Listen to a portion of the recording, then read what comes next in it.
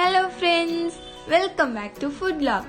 ഇന്ന് ഞാൻ ഉണ്ടാക്കാൻ പോകുന്നത് ഗ്രീൻ ചിക്കൻ മസാലയാണ്. ഇതൊരു ഡിഫറെന്റ് ആയിട്ടുള്ള സ്പെഷ്യൽ ആയിട്ടുള്ള നല്ല സ്പൈസി ആയിട്ടുള്ള ഒരു റെസിപ്പിയാണ്. അപ്പൊ ഇതെങ്ങനെയാണ് ഉണ്ടാക്കുന്നതെന്ന് നമുക്ക് നോക്കാം. അതിനായി ആദ്യം ഒരു മിക്സി ജാറിലോട്ട് ഒരു 5 പച്ചമുളക്,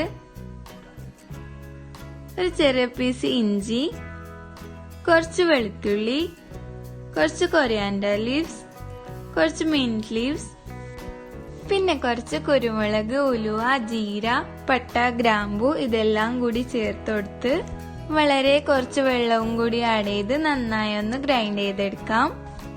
ഈ ഒരു പരുവത്തിൽ ഗ്രൈൻഡ് ചെയ്തെടുത്തതിന് ശേഷം നമുക്കിതിനെ ഒരു സൈഡിലോട്ട് മാറ്റി വെക്കാം.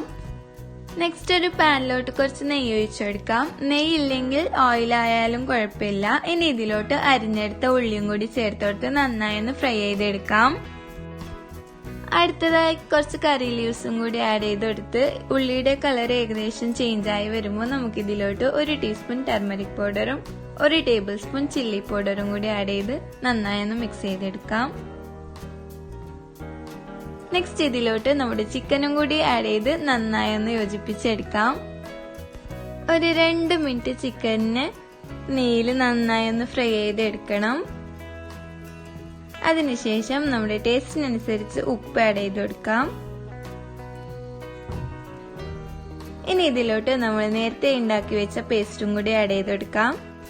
ഇനി ഈ മസാല നെയ്യിൽ നന്നായി ഒന്ന് ഫ്രൈ ആക്കി എടുക്കണം. അതിനൊപ്പം തന്നെ ചിക്കനും നമുക്ക് വെന്ത് കിട്ടും.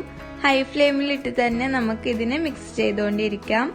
അടുത്തതായി കുറച്ച് കസൂരി മേത്തി ആഡ് ചെയ്ത് ഒന്ന് ഇളക്കി കൊടുത്തതിന് ശേഷം നമുക്കിതിനെ ഒരു 5 മിനിറ്റ് ലോ ഫ്ലെയിമിലിട്ട് വേവിച്ചെടുക്കാം.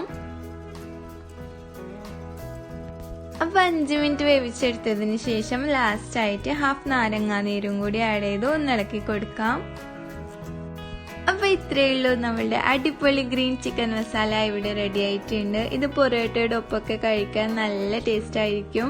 തീർച്ചയായിട്ടും ഒന്ന് ട്രൈ ചെയ്ത് നോക്കുക. ഫീഡ്ബാക്ക് കമന്റിലൂടെ അറിയിക്കുക. അതുപോലെ തന്നെ ലൈക്ക് ചെയ്യുക, ഷെയർ ചെയ്യുക, സബ്സ്ക്രൈബ് ചെയ്യുക, തൊട്ടടുത്തുള്ള ബെല്ലൈക്കനും കൂടി ഒന്ന് ക്ലിക്ക് ചെയ്യുക.